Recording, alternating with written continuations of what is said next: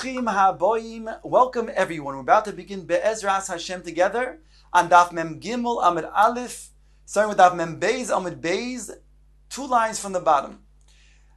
The Mishnah opens up the third parak, speaking about various types of chametz that is not going to be considered to be the typical chametz. We're more makel with this chametz, and therefore, if a person were to eat it, he would not be chayiv kares for eating it on Pesach. And yet, you have to get rid of it, says the Mishnah, on Pesach. If not, you're obi over by yerod by yemotzei. And the Mishnah brings 2 lists, according to Tanna Kama. The first list is a list of taroives chametz. That means chametz gamur, which is mixed together with non-chametz. The second list is a list of those which is called chametz nuksha. It's an inferior type of chametz. Both of those things, again, you have to get rid of on Pesach. Rabbi Eliezer now adds that not only are these 2 items something that you have to get rid of before Pesach, you can have it in your presence, otherwise you'll be over by Yarad, by your Motzei, but he says even if it's going to be a mixture of the 2, namely it'll be a chametz nuksha, which is also a mixture with non-chametz. That itself is something that is included in this list. Says the Gemara, quoting the Mishnah, Rabbi Eliezer Omer, Af tachshite noshim. He says even the tachshite of noshim will be included in this list. The Gemara wants to identify this. Tachshite noshim salke daitach. You're going to say tachshite noshim. That means to say things that are like a woman's perfume. That's going to be considered to be chametz nuksha. That is a mixture of also taroivis. That doesn't have any chametz whatsoever. Ela emo, rather, says the Gemara, af tipule noshim. We're talking about even tipule noshim. That's what Rabbi Eliezer is coming to say. Even tipule noshim that women use to remove their hair from their skin, that itself is used made in such a way that has such a tyroivis of chametz nuksha, which is mixed with non-chametz. Dom Rav Yehuda Marav. Benois Yisrael, on top of Mem Gimel Amid Aleph, Shehigiu Lipirkon, the girls who would come of age, V'lo higiu lishonim, that means they would come to their maturity, they would of development, of puberty, but they didn't get to the age, they're still young. So it was very awkward for them, and therefore, what would be the procedure? It says, Benoist anim toiflois oisan besid. They would remove their additional hair with lime. Benoist ashirim toiflois oisan besoilis. Whereas the wealthier girls, they would remove it with fine flour. Benoist malachim b'shemen hamor. Whereas the benoist malachim, they would remove it with shemen hamor. Shenemar, as it states, shisha chadoshim b'shemen hamor. In regards to the story of the Purim story, in the palace of Achashverosh, they would give the women shemen hamor. My shemen hamor. What would they give the women to beautify themselves? That's shemen hamor. What is this? Says the Gemara, Rav Huna bar Yirmiyah Omer, sitochas, some sort of cream. Rav Yirmiyah bar Abba Omar, shemen zayish shelo hivishlish. It was olive oil that did not grow a third. Tanyo, the Gemara brings a brayso, Rabbi Yehuda Omer, an piknin shemen zayish shelo hivishlish. This is what Rabbi Yehuda identifies as anpiktin. And anpiktin is something that is the olives that do not grow a third. That's the oil that comes from it. That is then what was given to the ladies that's considered to be shemen hamor. V'lama sachin oisoy. Ask the Gemara, why would indeed they would, l'ma sachin oisoy, what would they use for this shemen hamor, this oil that has not grown a third from the zayis? Why would they then use this to put on their skin? It would remove the hair that was unwanted, and it would also then shine the skin and make them glow. The Gemara brings the last statement, which is a continuation of really Rabbi Eliezer. This is the general principle, kol shehu mimin dogon. All that is from one of the chamisha mine dogon, that becomes fermented, no matter what, even if it's going to be a taroivis, even if it's going to be nuksha, even if it's going to be a mixture of the 2. That means chametz nuksha with non-chametz. Still, Rabbi Eliezer maintains you have to get rid of it, and if you will go ahead and eat it, you will not be chayiv kares. Tanya, the Gemara brings up Brayso, Omar bi Yoshua. V'chi ma'acha sheshaninu kol shehu min dogon harei over b'Pesach. Once we bring the statement that all of these types of dogon, you'd have to get rid of it on Pesach.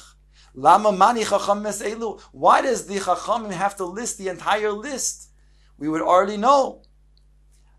Answers the Gemara, Kedei sheyeh rogil bohen uv'shemosehen. In order to then be accustomed to them and their names, to identify these various things. The Gemara brings an incident why it's necessary to know the names. Because there was somebody who came from the west, that means he came from Eretz Yisrael, Ikloi leBavel. He came to visit Bavel from Eretz Yisrael. Hava bisra behadei, and he had meat. He was wanting to eat meat. He had meat that he brought with him. Omar lehu, he said to his hosts in Bavel, Karivili maskilta, bring me something I can eat with my bread, so I can have a meal. Shoma de ka'amre karivu le kutach. He heard that they were discussing among themselves. Let's bring him kutach. When you said kutach habavli is a dip that is bread that is mixed with milk and salt, so it's dairy. Kivan the shama kutach pirash. Once he heard that they wanted to give him kutach habavli, so then he desisted from taking it and eating it together with his meat.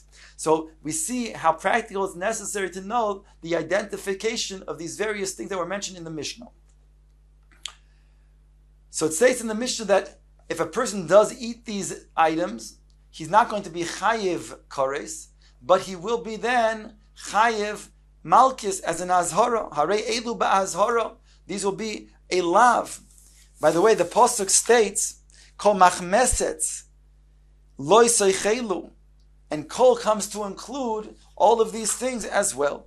Says the Gemara to explain.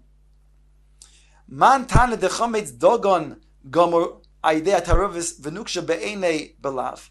Who is the Tana, the one Gemara wants to identify, who holds that chametz dogon gomor, if it's going to be with a tarovis, it's going to be mixed with non-chametz, or chametz that is nuksha, which is not a tarovis, nuksha that's be'ein, as the Tanna Kama states. Either one of these two, he's going to be chayiv alav. It will be considered to be an azhar that will be chayiv malchus for. Rav Yehuda Marav, Rabbi Meir, he identifies it to be Rabbi Meir, who's the Tana.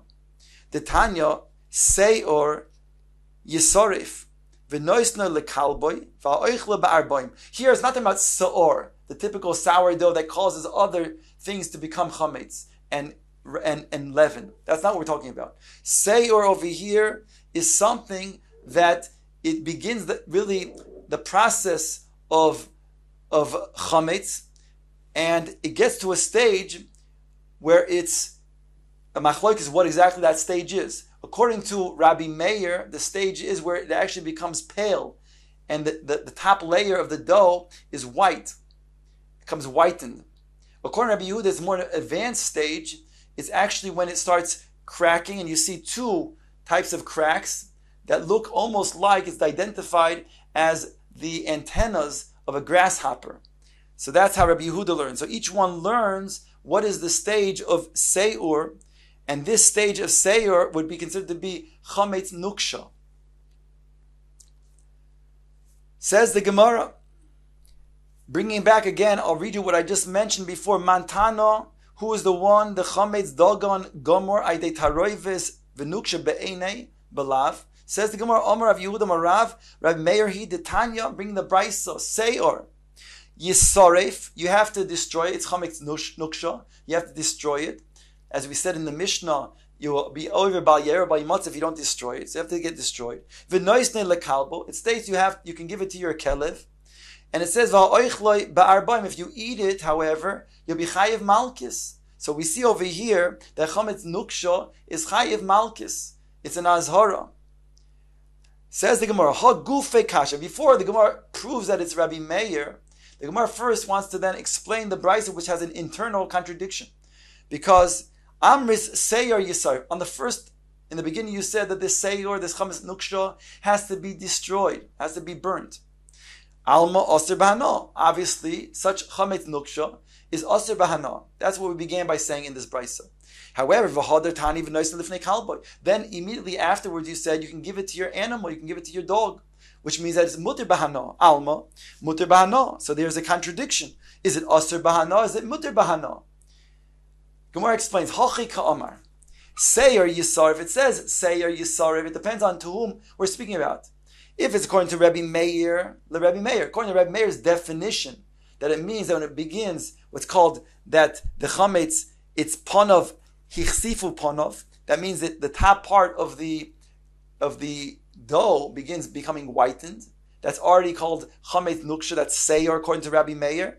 Then, according to Rabbi Meir, means to say that that is a stage, according to Rabbi Meir, where you have to get rid of it, you have to destroy it.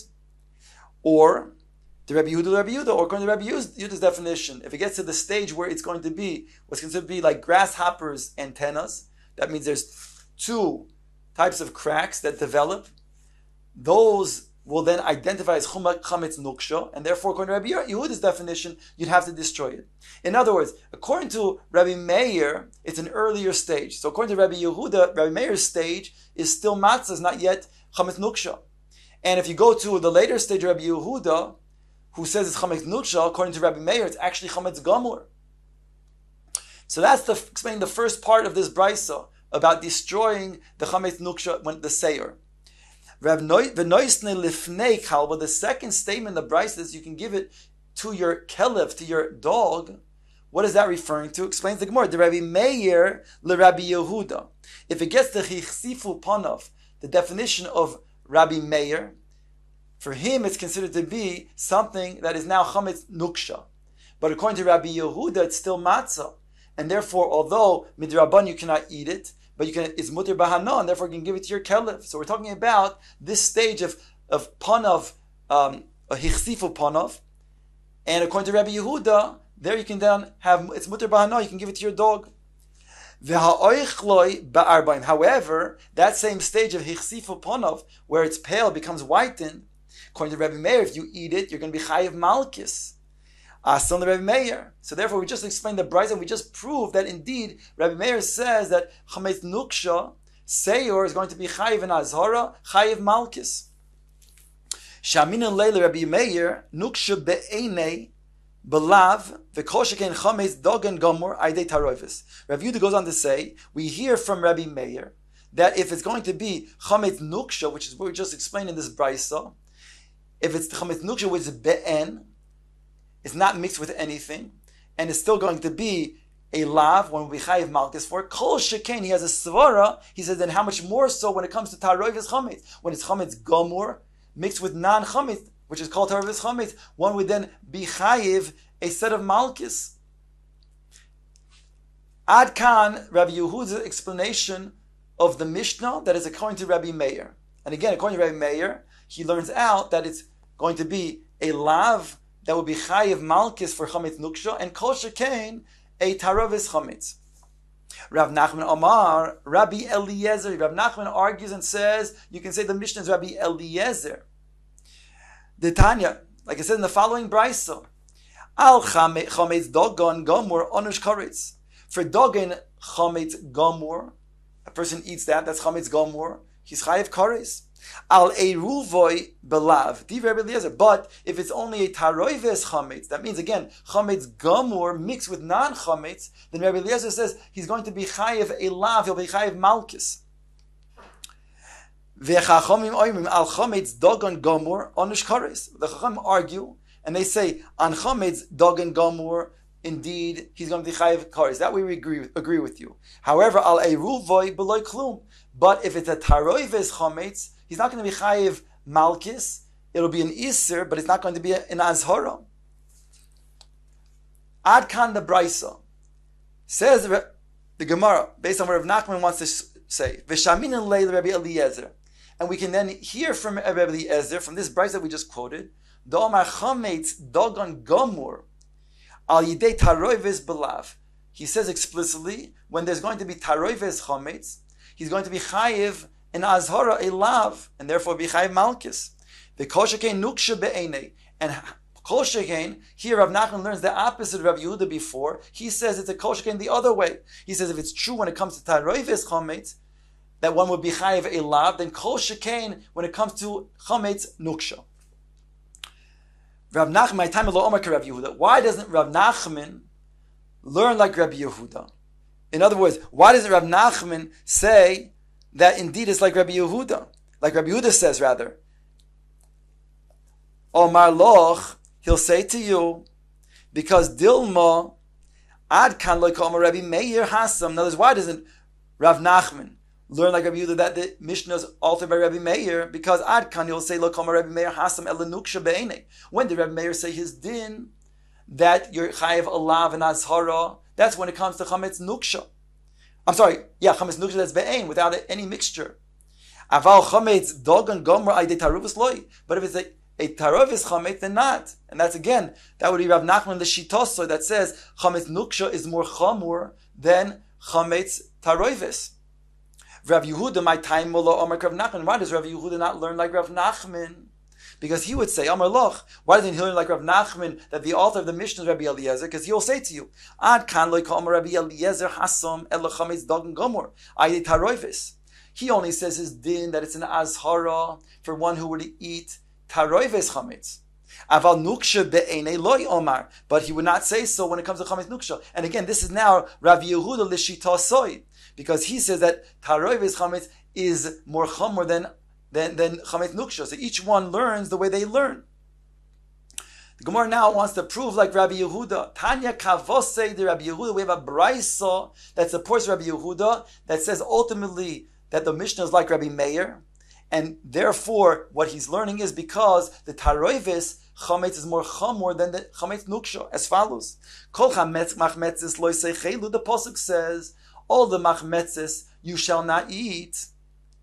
L'rabois kuta chabavli v'shecher hamodi v'chaymetz ha'adoimi v'zeisum ha'mitzri. All of these taroives chametz is listed, and therefore they're included in the lav that's stated over here of kol machmetz lo seichelu. All, including all these taroives chametz, which is also included in the lav of lo seichelu. Yochalam, I think, yehei oynesh kares, you might be chayiv kares for eating these taroives chametz. Talmud loymar. Therefore it says all chametz that you will eat and will get chayiv kares al chametz dogon gomor oynesh kares v'loy al eruve belav v'al eruve belav. Only on chametz gomor would be one be chayiv kares for eating, but when it comes to eating taroives chametz, that's a lav.